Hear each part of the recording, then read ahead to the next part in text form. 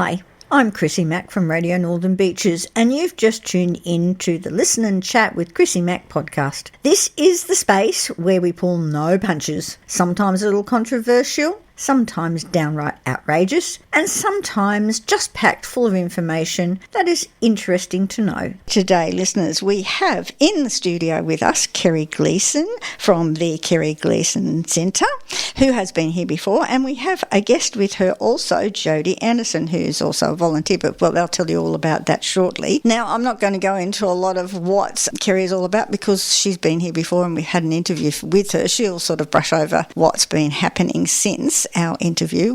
And so I'm going to welcome Kerry and Jodie to Radio Northern Beaches. Welcome, both of you. Amazing. Thank you so much, Christine, for having us back. We had such a great response to our last segment, and we had quite a few people reaching out, offering to help. So I really appreciate you sharing the news of our charity, and we've got lots of updates. But before we go on to that, I'd love to hand over to Jodie for a bit. She's the gem behind the centre. She's my rock. She's the one that's really kind of brought this to fruition and made this happen. So I'd love to hand over to her to just kind of introduce herself.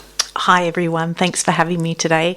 I'm a volunteer for Kerry and I've been working behind the scenes since around January to get us charity approved, and now it's very exciting because we've since March we've been working at the tram shed every Tuesday night and holding beautiful space for our community members to come and visit us.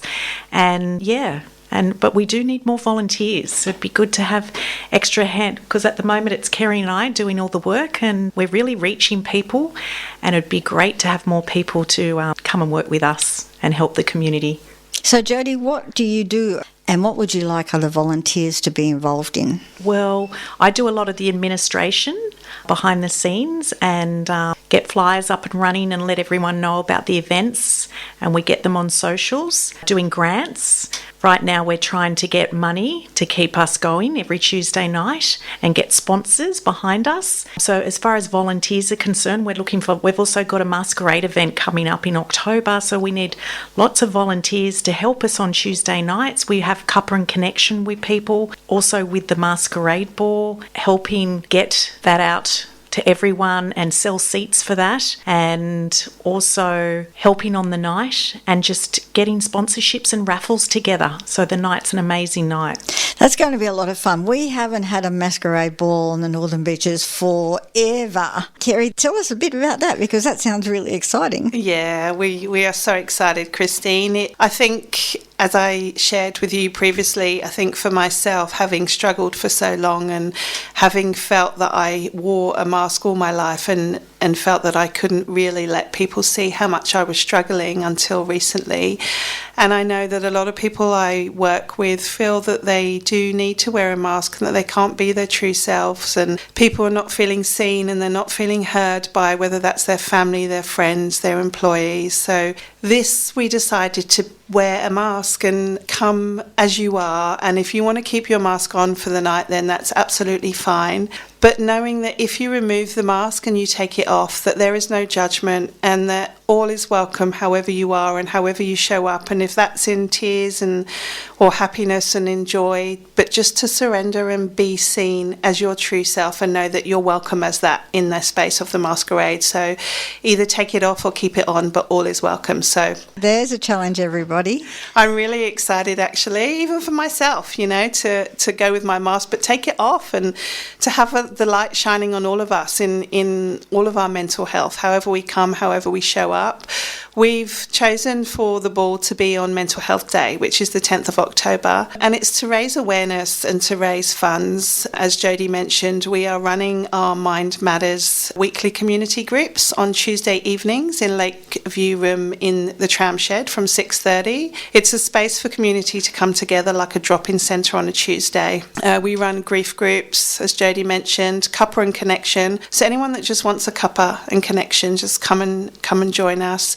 We do regulating your nervous system kind of well-being groups. We do sounds, we do breath. It's community-led, which we mentioned before, so whatever the community needs, we're here to provide that for them. Last week we did a weekly community group with live music, and it was sponsored by Tilly Lane Teas, where everyone came together, had a cuppa and listened to live music and talked about the power of music and the power of song words and how we can express ourselves through that channel as well. It doesn't always need to be professional therapy, so that was really great. But Jodie and I are running these ourselves, and we're running them, we're paying for the venue, we're paying for tea, coffee, and I'm probably not very good at asking for help, but I guess the reason why I've asked to kind of come on here and approach you, Christine, is to really call on the community and ask if we can come together as a collective to really make this work. Having worked in the field for so long and seeing the struggle still now, people still coming to us and struggling and feeling failed and feeling like they've fallen through the system somehow.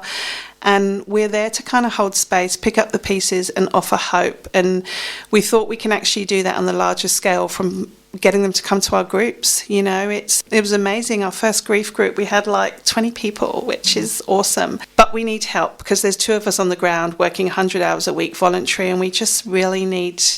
we've kind of put it out on socials, but we really need help to run our community groups, help to spread awareness, help to put it out on socials. And for our event, we're really looking for sponsorship from any business that can afford. Any small amount will help on the night, just to help cover some basic costs. We've got an amazing band that's contributing, and they're giving it free, so we're looking to help get money together to pay for their meals on the night. We need like a security guard, we need table decorations, we need insurance. We literally haven't got a penny in the bank, but we are seeing the great results from our Mind Matters weekly community groups. And as we explained before, vision is to have our centre on the beaches and a goal to work towards that. But it's evidence-based. We are empowering people to want to stay, but also to provide tools and strategies earlier on before they get to that point of that real deep struggle. But we just need help. So calling on the community to help in any way you can. There's a lot more of it out there at the moment because with the cost of living crisis, more and more people are diving into that really basic area. And, when you're used to being able to look after yourself and care for yourself and make sure you've got a roof over your head and all of a sudden that's threatened, it has the most incredible impact, doesn't it? Absolutely. Oh, yeah. I think too, Christine, we're trying to create a movement here. We're not like any other charity that's on the Northern Beaches or around. We're trying to reach the gaps where people don't meet criterias, and we're really there to help them and create this movement, which there's no barriers. So no age restrictions. If they financially have no money, they can still come along and we welcome them. And that's just unheard of. So we're really creating a movement. So tell me a little bit about the people who are coming. Obviously, I don't want to know details. Just the feelings they're getting and how they're feeling. Often with some of the groups that have, they walk in the door, they're as stiff as a board. You don't know whether they're comfortable there or not. How easy are you seeing them enter their comfort zone when they come into your groups? Oh, it's really heartwarming, Christine, and I can see Jodie even smiling now because we leave every week like with a big, full cup and a very warm heart because we make it that it's not difficult. And like Jodie said, there's no eligibility, there's no barriers, there's no age, and there's no registration. Sometimes if someone is really in the deep of the struggle to have to register, do a registration for a community group, it's a bit of a barrier. It puts you off. It is, yeah. You don't want to go in and tell everybody who you are, especially on your first one. You want to suss out whether the group will suit you or whether you're going to be comfortable with it or whether you just want to walk in and walk out again. That first entry has got to be one of the hardest things anyone can do. Yeah, so I feel what we're really good at is, when someone is feeling anxious and they walk into a space not knowing what they're going to expect or who the other people are, it can be overwhelming. So we've kind of done it so it's not bright. You walk in and it's all kind of candles lit and it's a real welcoming space. We have music playing, we have tea, and again there's no registration, but it's really been productive in terms of people have come to try, for example, the breathwork session, which transformative breathwork is really, really good. It's really good for just shifting, anything like anxiety or trauma. It has to be done in a safe space with practitioners that kind of do know what they're doing. And we had, I think the first time we had about 15, and we had like 3 or 4 men who were crying and sharing and opening, and it was just... A lot of them said that they would have never tried it. Firstly, if it wasn't free or if it wasn't available, they've never felt the need to do it before, and they did it and they felt lighter and they felt good. And we then connected them men with each other, which was really powerful. We've had people come into the grief groups and just say that it's been a really nice space to feel safe and connect with others and not feel that they have to sit there and share their story or sit there and have to talk about their grief. It can be just over a cuppa, just talk about whatever you need. They light a candle for their loved one, and just, it's the power of connecting another that's got that shared understanding of whatever that may look like. But we're getting great feedback. People are coming back and they feel like it's a safe space to be themselves without a mask. So, Jodie, how was your first experience with the breathing exercises? Amazing, yeah. Tell us about it. I've actually done breath work before, so working alongside Kerry and to facilitate now, I find it an honour to empower these people to really release their emotions and they really surrender. And yeah, breath work's just incredible for that. People still, breath work's been talked about, but it really needs to reach more people, and with other modalities as well, and allow them to really let go and release traumas or what they have, and surrender to the night. So, Kerry, tell me a little bit about how this works. What sort of breathworks do you, without giving away your secrets, obviously? Oh, a little bit of explanation so that people can go, well, I might try that. Yeah, thank you, Christine, for the opportunity. And also letting people, because people that haven't done this before think it's a bit woo-woo, all these different tools and alternative modalities, but they're so powerful. Well, I remember once when I was, I think I told you in one of my, in the interview previously, I was sent to this specialist that, just kept saying to me, breathe, and all I could do was laugh. I was just hysterical. There was no way I was going to be able to do that. So sorry, go ahead. No, and when someone's having a bit of an anxiety attack and you're sitting there saying, just breathe, it's the way in which it's kind of delivered, right? It's... Well, that's it. She was sort of whispering, breathe. and it just cracked me up. I'm sorry, I just couldn't cope. I just could not cope. So tell us a little bit about the breathing. But it is, people don't realise it's a tool within ourselves, right? So the kind of transformative somatic breath work that we do it's all like, I feel like Jodie and I are really good at creating safe containers, safe spaces for people where they're welcome to, like Jodie said, to surrender and to open up and know that we're able to hold that space for them. So you kind of start off breathing in through your nose and out through your nose, which would seem unusual for a lot of people. Yeah, because they usually get you to breathe in through your nose and out through your mouth, don't they? Yeah, but it's so the whole breathing in through your nose and out through your nose, even doing that in itself is really, like, even if you do it a few times, you can feel that it really just resets and calms your nervous system. And then it's guided, so there's gentle, slow music to start, and then talking you through your breath and how you're breathing, but knowing that you're actually in control of it the whole time. You're in full control. And then you go through the way I've been taught is you go through 2 peaks. So the first peak, you kind of go high, where we start, the music goes really kind of fast and upbeat, and then we start breathing really fast through our mouth. So it's kind of like through the mouth, guided, and talking through it, but not having so much of a gap. As you're kind of, the shorter the gap, the more impactful it is. So doing that guided, and we do 2 peaks because then we go, after the fast pace, we go back to the slow, and that's called the integration period, where that's when your emotions start really arising. So whether that's laughing, crying, some people kind of have shakes, some people stand up and move, and it's really, really powerful. That's the integration. That's the emotions lifting. That's the trauma or the anxiety, whatever it is, because you can actually leave feeling very, very elated and joyful. It's like, sometimes I say to Jodie, it feels like 5 years worth of talk therapy in one.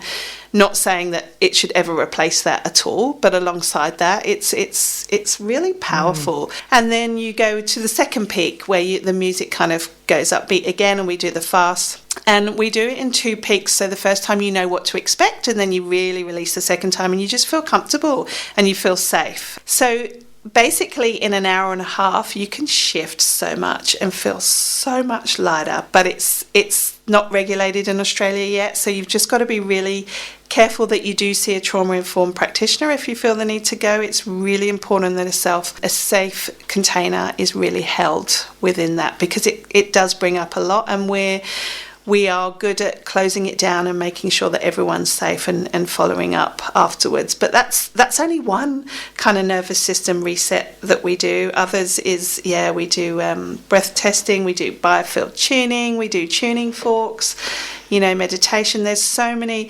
It's basically, we want to bring to the community these modalities that they wouldn't usually think to do, to try and provide tools earlier on before they get to that point of crisis. And it's making it accessible to people. So it's free, and it's every Tuesday, just come as you are, whatever that looks like. If you want to participate, you can, and if you don't. Some people worry that in a group setting that you may activate other people within the group. So we play the music really loud and really safely. So you can cry and you can scream and you can laugh and you can do whatever you want, and not feel that you're feeling worried about activating other people. Okay, that sounds very sensory relieving. I don't know how else to describe it. Like, I'm sitting here thinking, oh my gosh, the relief that could come from that at the end of what you've just described. Because, I've been through counselling, and some counsellors make you feel like you're judged. And I gave you an example of one counsellor that I just shut down on. Totally. Yeah. So this isn't insisting that you tell what your problem is. It's about being in that safe space. Music is fantastic. Music is always a relief. Yeah, and Christine, not one size fits all. Everyone's got different ways that they need to release. Some people do prefer talk therapy, but these are other modalities that we can use to help the community. As I was telling you in the last interview, which you weren't there, someone tried to strangle me, and I had to go to a counsellor. And I was in tears. Like, the horror of it just wouldn't leave me. And this counsellor, because I was bursting into tears all the time as I was trying to describe, because he was insisting I tell him what happened, he said to me, "Oh, you're a bit of a drama queen, aren't you?" And I shut down. It was like shutting a garage door or slamming a door. It was like, holy hell, this man does not understand what I am going through. So I never want to be in that sort of a situation again. So being in this sort of a situation where you don't have to explain what's going on, but you can if you wish to. If you need to talk, you talk. If you don't, you enjoy the music, you enjoy the exercises. If you don't like that, you sit by and watch. Yeah. And I think that's what I was saying to you earlier. It sounds like you weren't seen and heard when you really needed to be. So I think that's one of our main ways that we really want to reach people, is making them feel seen and heard, and you have certain experiences and you want to be heard for that. Exactly. All right, let's end on a high note, the Masquerade Ball. So tell us a bit more about that and how you find out about it. So we have an amazing band, we have a DJ, we have an awesome MC, we're going to have Dr. Sophie Scomps that's attending, which is really exciting, and the Mayor Sue Hines. We're also going to have 2 people that I have worked with that are going to share a little bit of their journey and how much it's changed their life, having the right support in their life at the right time. And it's an amazing 3-course meal for 4 hours with alcohol and non-alcohol included, canopies, and as well as raising awareness for our charity and mental health, we really want to come together to have joy and connection and laughter on this evening and celebrate, just dress up and really, we're not making money on the tickets. We've really tried to keep the tickets at a low price, $155 at Miramere in Gardens in Terry Hills, because we want to make it accessible for people to come. We would love people to buy tickets. We're looking for, as I mentioned before, a sponsor, for a real estate, if there's anyone out there that can support us. And we would love if any businesses have any raffles for raffle prizes to try and make a little bit of funds to keep our weekly groups. Our weekly groups are costing us about $1,000 a week, and we're just really hoping that somehow we can come together. We've also recently registered for the Beach to Beach Run, for if anyone fancies doing a walk or a run and helping us raise money for that, or if anyone wants to do a barbecue, anything. Just really, as I mentioned before, I'm not great at calling on help, and I'm really being vulnerable and saying to community, we really need to make this work, and it's community led and it's for our community. So please come together in any way you can and help us. We are on socials, on Instagram and Facebook, and we've got a Human Ticks link that way. If you can buy tickets, table of 10, there's $100 discount. And just would really love even to spread awareness, or if you know anyone that's just wants a cuppa and just wants connection. We want to reduce loneliness. We want people, everyone is welcome just as you are to come on a Tuesday. So Jodie, do you think there's anything I've missed out that we need? No, but follow us on socials at the Kerry Gleeson Centre, and then you can see all our activity of our weekly workshops and, ticket sales and what we're doing. And we share all the knowledge on there. So and follow us and share with everyone. Let the community know we're here to help them. That's wonderful, girls. You're doing a great job. So thank you so much for coming and speaking to us at Radio Northern Beaches. You've been speaking to Kerry Gleeson and Jodie Anderson on Radio Northern Beaches, 88.7 and 90.3 FM, and also live streaming on rnb.org.au across the Northern Beaches around Australia and all over the world. Thank you. Thank you. Don't forget to follow, like and share. Stay safe, and I'll catch you next time.